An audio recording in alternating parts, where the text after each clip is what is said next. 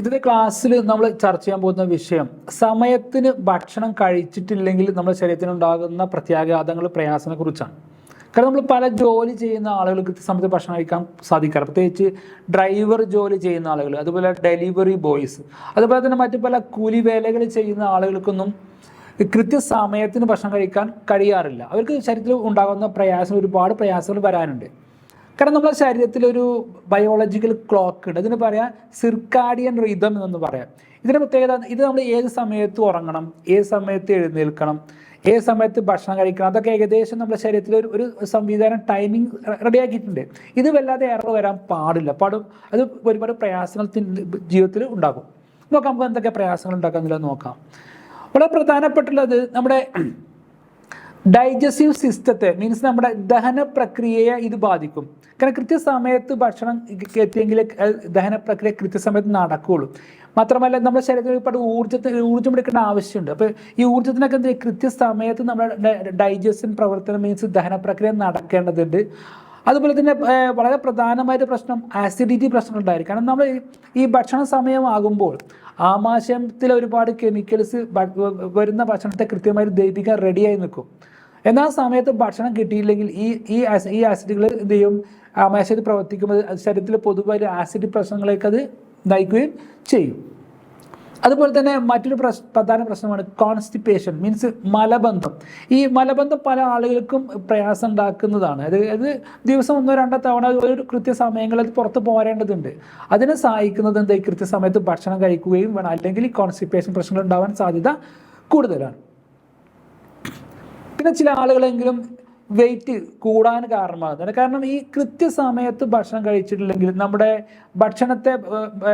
നമ്മുടെ വിശപ്പുമായി ബന്ധിപ്പിച്ചിട്ടുള്ള ഹോർമോണുകളിൽ മിസ്റ്റേക്ക് വരികയും അത് നമ്മൾ കൂടുതൽ കഴിക്കുന്ന സമയത്ത് കൂടുതൽ ഭക്ഷണം കഴിക്കുകയും അത് വെയിറ്റ് ഗെയിൻ, പൊണ്ണത്തടിയിലേക്ക് മാറാൻ സാധ്യത കൂടുതലാണ്. പിന്നെ മറ്റൊന്നാണ് നമ്മുടെ എനർജി ലെവൽ മാറ്റം വരും. എനർജി ലെവൽ നമ്മൾ രാവിലെ എഴുന്നേറ്റത് മുതൽ രാത്രി ഉറങ്ങുന്നത് വരെ നല്ല എനർജറ്റിക് ആയിട്ട് നമുക്ക് ജോലി ചെയ്യേണ്ടതുണ്ട്, അതിന് കൃത്യമായിട്ടൊരു ഊർജ്ജം ലഭിക്കേണ്ടതുണ്ട്.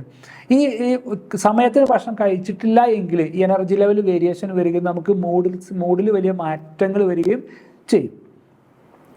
പിന്നെ മറ്റൊന്നാണ് മെറ്റബോളിക് ഡിസോർഡർ. മെറ്റബോളിക് ഡിസോർഡർ നമ്മുടെ ശരീരത്തിൽ ഭക്ഷണം കഴിക്കുന്നു, ഭക്ഷണം ആമാശയത്തിലെത്തുന്നു, ദഹിക്കുന്നു, അത് ശരീരത്തിലേക്ക് ആവശ്യമുള്ള ഊർജ്ജം എടുക്കുന്നു, അങ്ങനെ ഒരുപാട് പ്രോസസ്സ് ശരീരത്തിൽ നടക്കുന്നുണ്ട്.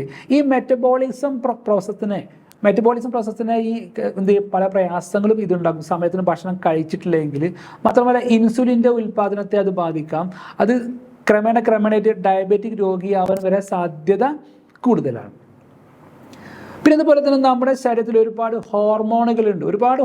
ഈ ഹോർമോണുകളൊക്കെ ഇൻബാലൻസ്ഡായി മാറും കൃത്യസമയത്ത് ഭക്ഷണം കഴിച്ചിട്ടില്ലെങ്കിൽ. ഹോർമോൺ ഇംബാലൻസ് വന്നു കഴിഞ്ഞാൽ പല തരത്തിലുള്ള പ്രത്യാഘാതങ്ങൾ അതിലൂടെ ഘട്ടം വരാൻ സാധ്യത കൂടുതലാണ്. അതുപോലെ തന്നെ ഉറക്കം, നമ്മൾ കൃത്യസമയത്ത് ഉറങ്ങേണ്ടതുണ്ട്, കൃത്യസമയത്ത് എഴുന്നേൽക്കേണ്ടതുണ്ട്. ഈ ഉറക്കത്തിൻ്റെ ഒരു പാറ്റേൺ ഉണ്ട്, ഈ പാറ്റേണിനെയും ഇത് വ്യത്യാസം വരാൻ സാധ്യത കൂടുതലാണ്. പിന്നെ മറ്റൊന്നാണ് ഈ ഹൃദയാരോഗ്യത്തെ ബാധിക്കും. നമ്മുടെ കൃത്യസമയത്ത് ഭക്ഷണം കഴിച്ചുള്ള കൊളസ്ട്രോൾ വേരിഫിക്കേഷൻ നമുക്ക് വരാം. അതുപോലെ തന്നെ BP, ബ്ലഡ് പ്രഷറിലും വേരിഫിക്കേഷൻ, അത് ക്രമേണയായിട്ട് എന്ത് ചെയ്യാം, നമ്മുടെ ഹാർട്ടിൻ്റെ ആരോഗ്യത്തെ ബാധിക്കാൻ സാധ്യത കൂടുതലാണ്. പിന്നെ മറ്റൊന്നാണ് ന്യൂട്രീഷണൽ ഡെഫിഷ്യൻസി. നമുക്ക് ഒരുപാട് വിറ്റാമിൻസും മിനറൽസും കൃത്യസമയത്തിന് നമ്മുടെ ശരീരത്തിൽ എത്തേണ്ടതുണ്ട്. എന്നിരുന്നാലും കൂടുതൽ എനർജറ്റിക് നിൽക്കാൻ പറ്റുള്ളൂ, നമുക്ക് കൃത്യമായി ജോലികൾ ചെയ്യാൻ സാധിക്കുകയുള്ളൂ. അപ്പോൾ ഈ ന്യൂട്രീഷൻ ഡെഫിഷ്യൻസി വരാൻ സാധ്യത കൂടുതലാണ്. മറ്റൊരു പ്രധാന കാര്യമാണ് ഇമ്മ്യൂണിറ്റി. നമ്മുടെ ശരീരത്തിൻ്റെ രോഗപ്രതിരോധ ശേഷിയെ വരെ ഈ കൃത്യസമയത്ത് ഭക്ഷണം കഴിച്ചിട്ടില്ല എങ്കിൽ ബാധിക്കാൻ സാധ്യത കൂടുതലാണ്. വളരെ പ്രധാനപ്പെട്ട ഒരു പ്രശ്നമാണ് അൾസർ, കുടൽ പുണ്ണ് അല്ലെങ്കിൽ ആമാശയത്തിൽ പുണ്ണൊക്കെ വരാനും സാധ്യതയാണ്. ഇങ്ങനെ ആരോഗ്യകരമായ കാര്യങ്ങളെക്കുറിച്ച് മാത്രം ചർച്ച ചെയ്യുന്ന ഈ ചാനൽ ഇപ്പോൾ തന്നെ നിങ്ങൾ സബ്സ്ക്രൈബ് ചെയ്യേണ്ടതാണ്. അതുപോലെ തന്നെ നിങ്ങളെ ഫ്രണ്ട്സ് ആരെങ്കിലും ഇതുപോലെ ലൈഫിലുണ്ടായ അവരെ ഫ്രണ്ട്സ് നിങ്ങൾ അയച്ചു കൊടുക്കേണ്ടതാണ്. നിങ്ങളെ കമൻറ്റുകൾ താഴെ അറിയിക്കുക. മറ്റൊരു വിഷയമായി നാളെ കാണാം. Okay, thank you.